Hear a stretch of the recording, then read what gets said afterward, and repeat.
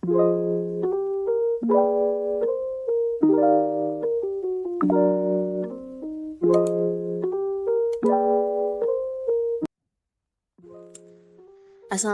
warahmatullahi wabarakatuh. Perkenalkan, nama saya Devi Rahmawati Apriliani, NPM 2021511083. Di sini saya akan mempresentasikan hasil kerja saya sendiri, yaitu tentang artikel kemampuan berpikir kreatif matematis dengan kebiasaan belajar siswa untuk memenuhi tugas dari mata kuliah Seminar Pendidikan Matematika. Nah, untuk selanjutnya,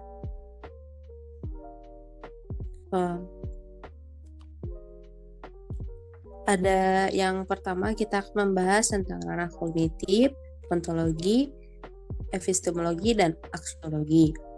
Untuk selanjutnya,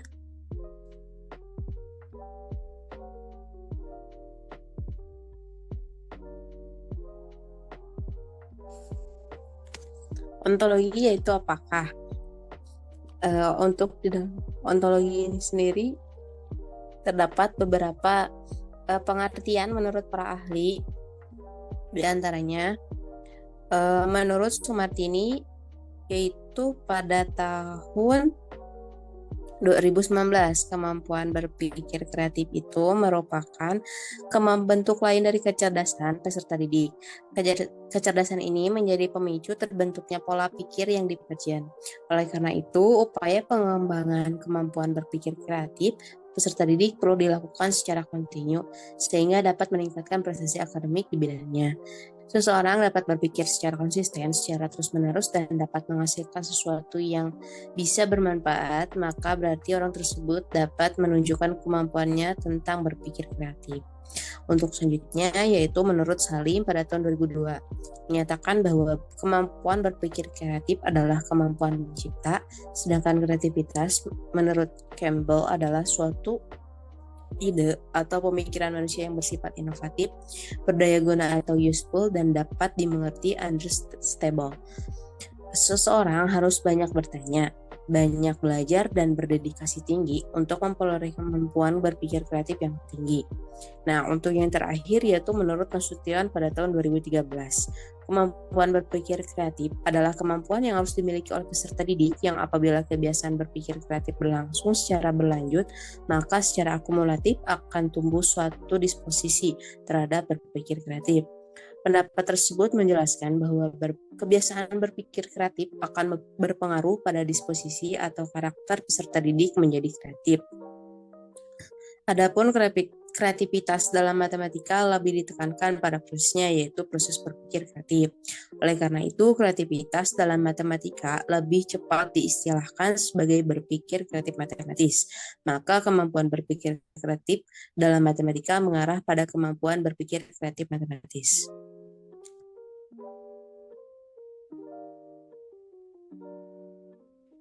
Untuk selanjutnya yaitu kemampuan berpikir kreatif. Nah, dapat disimpulkan bahwa kemampuan berpikir kreatif itu adalah kemampuan berpikir melalui aktivitas mental yang berkaitan dengan kepekaan terhadap suatu masalah, mempertimbangkan informasi baru dan ide-ide yang tidak biasanya dengan suatu pikiran yang terbuka, serta dapat membuat hubungan-hubungan dalam menyelesaikan suatu permasalahan tersebut. Untuk selanjutnya yaitu kemampuan berpikir kreatif matematis. Menurut Tal, tahun 1991, kemampuan berpikir kreatif matematis adalah kemampuan untuk memecahkan masalah atau perkembangan berpikir pada struktur-struktur dengan memperhatikan aturan penalaran, deduktif, dan hubungan dari konsep-konsep dihasilkan untuk mengintegrasi pokok penting dalam matematika. Perkembangan berpikir tersebut terlebih dahulu dilihat dari suatu permasalahan yang selanjutnya akan dirancang atau disusun menjadi terperinci. Setelah terperinci tersebut, permasalahan tersebut menjadi sebuah konsep yang nantinya akan menjadi pokok utama yang nantinya berkaitan dengan materi matematika. Kemampuan ini merupakan salah satu aspek berpikir yang sangat penting untuk dikembangkan karena kemampuan berpikir ini mampu menanamkan konsep-konsep serta menyelesaikan suatu permasalahan. Untuk yang kedua yaitu Haylock pada tahun 1997. mengatakan bahwa kemampuan berpikir kreatif matematis dapat menggunakan dua pendekatan. Pendekatan pertama adalah dengan memperhatikan jawaban siswa dalam menyelesaikan masalah yang proses kognitifnya dianggap sebagai proses berpikir kreatif, dan pendekatan yang kedua yaitu menentukan kriteria bagi sebuah produk yang diindikasikan sebagai hasil dari berpikir kreatif atau produk-produk divergent. Nah, untuk yang terakhir yaitu menurut Mursidik pada tahun 2016, kemampuan berpikir kreatif matematis adalah kemampuan dalam menyelesaikan permasalahan matematika dengan memberikan ide atau gagasan baru berdasarkan hasil pemikirannya sendiri dan mudah untuk dimengerti. Nah, kemampuan berpikir kreatif penting untuk dimiliki oleh siswa dalam menyelesaikan masalah matematika dengan menggunakan berbagai penyelesaian. Hal tersebut dapat melatih pemikiran siswa agar lebih berpikir secara kreatif dalam menyelesaikan masalah matematika. Kemampuan berpikir kreatif siswa satu dengan yang lainnya berbeda-beda. Perbedaan tersebut diduga karena sikap positif yang dimiliki oleh siswa dalam menyelesaikan masalah matematika. Untuk selanjutnya, kita akan membahas tentang epistemologi atau bagaimanakah. Nah, untuk yang pertama yaitu adalah ciri-ciri. Ciri-cirinya yaitu yang pertama ciri-ciri keterampilan kelancaran. Untuk kelancaran ini dibagi menjadi 4, yaitu yang pertama mencetuskan banyak gagasan dalam pemecahan masalah, yang kedua memberikan banyak jawaban dalam menjawab suatu pertanyaan, yang ketiga memberikan banyak cara atau saran untuk melakukan berbagai hal, dan yang terakhir bekerja lebih cepat dan melakukan lebih banyak daripada anak-anak lain. Untuk yang kedua yaitu ciri-ciri keterampilan berpikir luas atau fleksibel.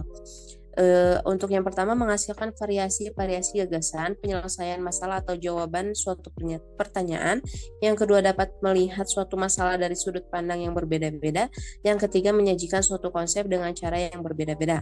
Dan yang ketiga adalah ciri-ciri keterampilan orisinal atau keaslian. Ada 2, yaitu yang pertama memberikan gagasan yang relatif baru dalam menyelesaikan masalah atau jawaban yang lain dari yang sudah biasa dalam menjawab suatu pertanyaan, dan yang terakhir membuat kombinasi-kombinasi yang tidak lazim dari bagian-bagian unsur-unsur tersebut. Untuk yang keempat, ciri-ciri keterampilan memperinci atau elaborasi. Yang pertama, mengembangkan atau memperkaya gagasan orang lain, dan yang kedua menambahkan, menata atau memperinci suatu gagasan sehingga meningkatkan kualitas gagasan tersebut. Untuk yang terakhir yaitu ciri-ciri keterampilan mental, menilai atau mengevaluasi. Untuk yang pertama yaitu dapat menemukan kebenaran suatu pertanyaan atau kebenaran suatu renaan penyelesaian masalah.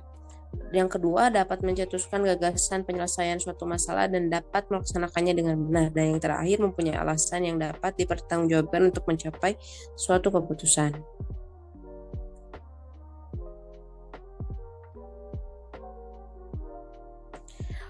Untuk yang selanjutnya yaitu karakter kemampuan berpikir kreatif. Yang pertama yaitu kelancaran atau fluence, yaitu mengacu pada sejumlah besar ide, gagasan atau alternatif dalam memecahkan persoalan. Kelancaran menyiratkan pemahaman, tidak hanya mengingat sesuatu yang dipelajari. Untuk yang kedua yaitu keluasan atau flexibility, yaitu mengacu pada produksi gagasan yang menunjukkan berbagai kemungkinan. Keluasan melibatkan kemampuan untuk melibatkan berbagai hal dari sudut pandang yang berbeda serta menggunakan banyak strategi atau pendekatan yang berbeda. Dan yang terakhir yaitu kebaruan atau originality, mengacu pada solusi yang berbeda dalam suatu kelompok atau suatu yang baru atau belum pernah ada sebelumnya. Untuk selanjutnya kita akan ke fase kemampuan berpikir kreatif. Nah, fase ini ada 5. Untuk yang pertama yaitu identifikasi masalah. Langkah ini melibatkan identifikasi masalah matematika dan pemahaman konsep yang terkait dengan masalah tersebut. Untuk yang kedua yaitu generasi ide. Langkah ini melibatkan pemikiran kreatif untuk mengembangkan berbagai ide yang terkait dengan masalah. Yang ketiga yaitu validasi ide. Langkah ini melibatkan evaluasi ide-ide yang dihasilkan untuk memastikan bahwa mereka memenuhi kriteria yang ditentukan. Yang keempat, implementasi solusi. yaitu langkah ini melibatkan implementasi solusi yang ditemukan untuk menyelesaikan masalah. Dan yang terakhir yaitu replikasi hasil, yaitu melibatkan evaluasi hasil dari solusi yang diterapkan untuk memastikan bahwa telah benar-benar diselesaikan. Selanjutnya yaitu adalah jenis kemampuan berpikir kreatif, yaitu ada 8. Untuk yang pertama yaitu analisis. Analisis yaitu melibatkan menguraikan masalah atau situasi menjadi bagian-bagian yang lebih kecil, mengidentifikasi konsep-konsep dan prinsip yang berlaku dan membuat kesimpulan logis. Yang kedua yaitu sintesis, melibatkan mengambil informasi yang telah dikumpulkan, menggabungkan dan mengatur informasi tersebut untuk membuat komposisi baru dan menciptakan model. Yang ketiga yaitu abstraksi, melibatkan pengurangan informasi yang kompleks menjadi konsep yang lebih sederhana. Yang keempat, evaluasi, yaitu melibatkan penilaian kualitas suatu hasil berdasarkan standar yang telah ditentukan. Dan yang kelima yaitu generalisasi, melibatkan menarik kesimpulan umum dari suatu situasi atau masalah. Dan yang keenam adalah deduktif berpikir, melibatkan menarik kesimpulan dari suatu premis yang diberikan. Yang ketujuh, induksi berpikir, yaitu melibatkan menarik kesimpulan umum dari sejumlah kasus yang spesifik. Dan yang terakhir yaitu algoritma, melibatkan menggunakan urutan langkah-langkah logis untuk menyelesaikan masalah. Untuk komponen kemampuan berpikir kreatif yaitu ada 4. Yang pertama keaslian atau originalitas, yang kedua kelancaran, yang ketiga fleksibilitas, dan yang terakhir adalah elaborasi.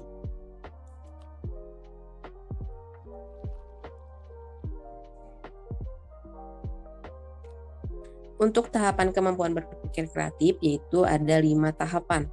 Untuk yang pertama, identifikasi masalah.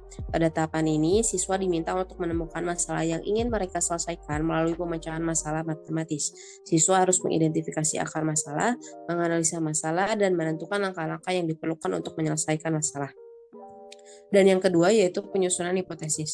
Pada tahapan ini, siswa diminta untuk membuat hipotesis atau dugaan tentang solusi masalah yang sedang mereka tangani.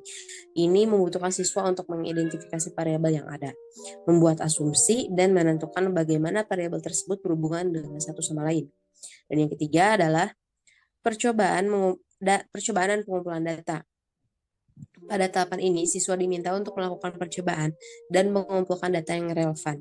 Ini dapat meliputi menentukan jenis percobaan yang diperlukan, mengajukan pertanyaan yang relevan, dan mengumpulkan data yang diperlukan untuk menguji hipotesis. Yang keempat yaitu analisis data dan perumusan. Pada tahapan ini, siswa diminta untuk menganalisis data yang telah mereka kumpulkan dan mengembangkan perumusan untuk menyelesaikan masalah. Siswa harus mengidentifikasi hubungan antara variabel-variabel, membuat kesimpulan, dan menyimpulkan bagaimana variabel tersebut berkontribusi terhadap masalah. Dan yang terakhir adalah verifikasi dan validasi. Pada tahap ini, siswa diminta untuk memverifikasi dan memvalidasi solusi yang mereka dihasilkan. Siswa harus menguji hipotesis mereka melalui percobaan, menentukan apakah solusi mereka dapat diterapkan secara efektif, dan menentukan apakah solusi itu adalah solusi yang tepat untuk masalah tersebut.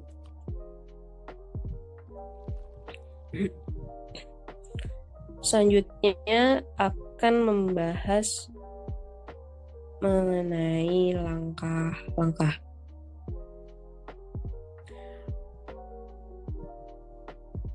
Untuk langkah-langkah berpikir kreatif ada 7, yaitu yang pertama identifikasi masalah.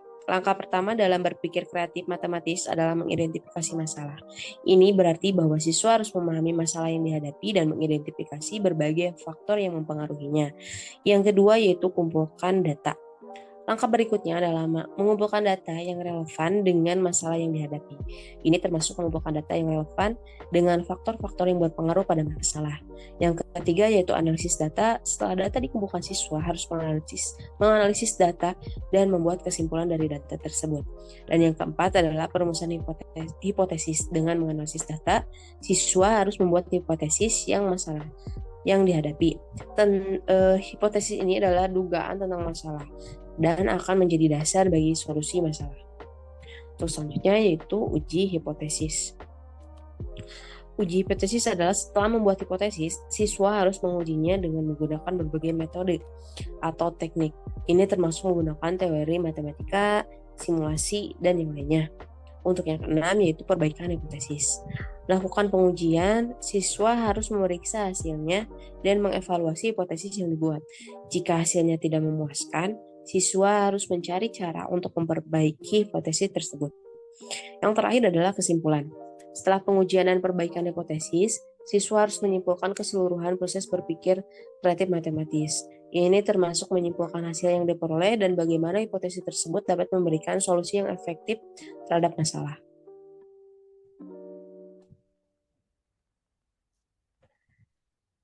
Indikator kemampuan berpikir kreatif. Untuk ini saya mengambil menurut Wallace pada tahun 1962. Yang pertama yaitu kemampuan untuk mencari ide baru, yang kedua mengembangkan ide-ide yang ada, dan yang ketiga mempertimbangkan berbagai alternatif solusi.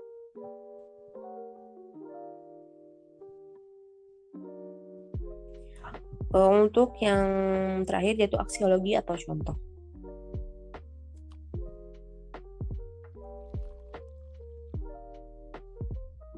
Untuk ini selanjutnya yaitu ranah afektif yang berisi tentang ontologi, epistemologi, dan aksiologi.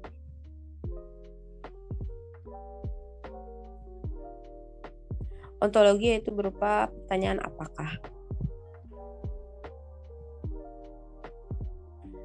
Kebiasaan belajar siswa. Nah, kita menemukan menurut para ahli yaitu 3. Yang pertama menurut Jali pada tahun 2014, kebiasaan belajar merupakan cara atau teknik yang menetap pada diri siswa pada waktu menerima pelajaran, membaca buku, mengerjakan tugas, dan pengaturan waktu untuk menyelesaikan kegiatan. Kebiasaan yang efektif diperlukan oleh setiap individu dalam kegiatan belajar karena sangat berpengaruh terhadap pemahaman dan hasil yang akan mereka dapatkan. Nah, sedangkan menurut Aunur Rahman pada tahun 2009, kebiasaan belajar adalah perilaku belajar seseorang yang telah tertanam dalam waktu yang relatif lama sehingga memberikan ciri dalam kreativitas belajar yang dilakukannya. Kebiasaan belajar setiap orang berbeda-beda, ada yang efektif dalam menggunakan waktunya, ada yang tidak efektif. Sedangkan menurut Dr. Robert Birch, kebiasaan belajar adalah proses pemeliharaan dan peningkatan kemampuan belajar dan keterampilan yang meliputi mengatur waktu belajar secara efektif, memanfaatkan peluang, dan repetisi dalam memori jangka panjang, menggunakan pengalaman belajar yang bervariasi untuk membantu meningkatkan keterampilan belajar dan mempertahankan fokus dan konsentrasi selama belajar. Kebiasaan belajar yang baik dapat membantu siswa untuk efektif dalam memahami materi yang dipelajari, mempertahankan informasi dalam memori jangka panjang, dan meningkatkan keterampilan belajar mereka.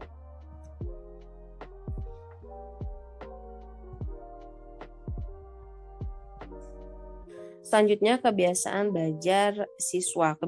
Dapat disimpulkan bahwa kebiasaan belajar siswa itu adalah suatu keterampilan yang sangat penting dalam proses pembelajaran, yang meliputi kesadaran tentang cara belajar, mengatur waktu dan sumber daya secara efektif, menggunakan strategi dan teknik belajar yang tepat, serta mempertahankan fokus dan konsentrasi selama belajar.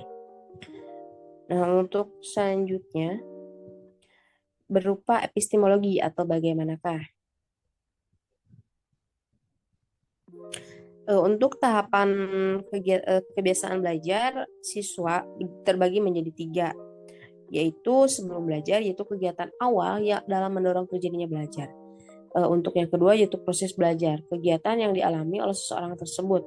Proses belajar ini termasuk kegiatan dalam mengolah materi pelajaran dengan sumber belajar yang digunakan.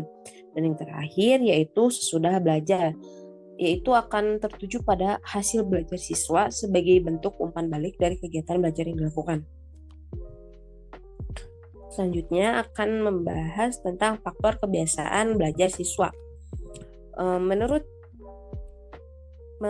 John Rawls pada tahun 1994, terdapat 4 kategori, yaitu yang pertama faktor personal seperti motivasi, minat, dan kemampuan. Yang kedua yaitu faktor situasional. Yang ketiga faktor lingkungan seperti lingkungan belajar, lingkungan keluarga, sumber daya belajar, dan lingkungan masyarakat. Dan yang terakhir itu faktor interaksi.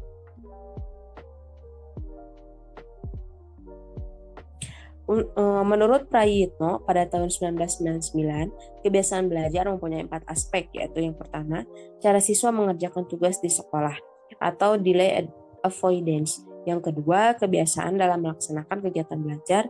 Yang ketiga, yaitu sikap terhadap guru. Yang terakhir, yaitu adalah sikap dalam menerima pelajaran.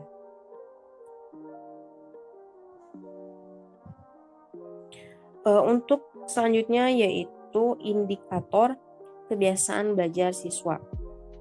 Indikator kebiasaan belajar siswa yaitu dapat diuraikan sebagai berikut. Yaitu yang pertama, kebiasaan dalam mengikuti pelajaran. Yang kedua, kebiasaan dalam memantapkan pelajaran. Yang ketiga, kebiasaan dalam membaca buku. Dan yang terakhir, kebiasaan dalam menghadapi ujian.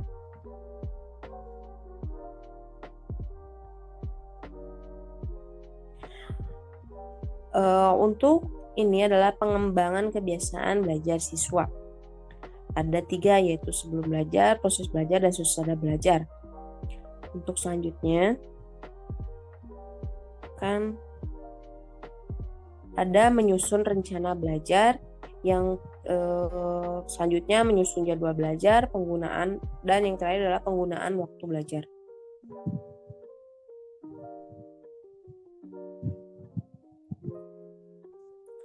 Untuk langkah-langkah kemampuan berpikir kreatif, ada 3, yaitu teknik belajar, konsentrasi, dan disiplin belajar.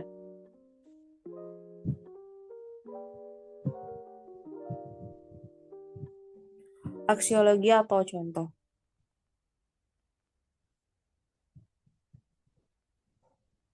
Untuk contoh angket yang bisa digunakan dalam mengukur kebiasaan belajar yang dialami oleh siswa, yaitu dengan keterangan ada SL, yaitu selalu jika pertanyaan atau pernyataan tersebut sepenuhnya terjadi sesuai dengan kenyataan atau keadaan yang dialami.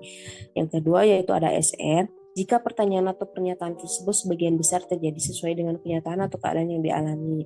Yang ketiga ada KD atau kadang-kadang, jika pertanyaan atau pernyataan tersebut sewaktu-waktu terjadi sesuai dengan kenyataan atau keadaan yang dialami. Dan yang terakhir ada TP, tidak pernah, jika pertanyaan atau pernyataan tersebut tidak pernah terjadi sesuai dengan kenyataan atau keadaan yang dialami.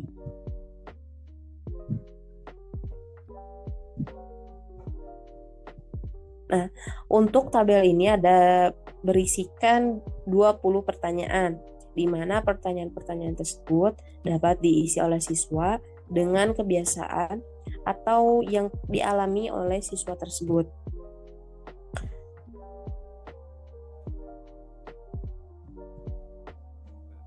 Mungkin segitu saja untuk presentasi yang saya sampaikan. Terima kasih. Mohon maaf apabila banyak kekurangan dan kesalahan. Sekian dari saya. Wassalamualaikum warahmatullahi wabarakatuh.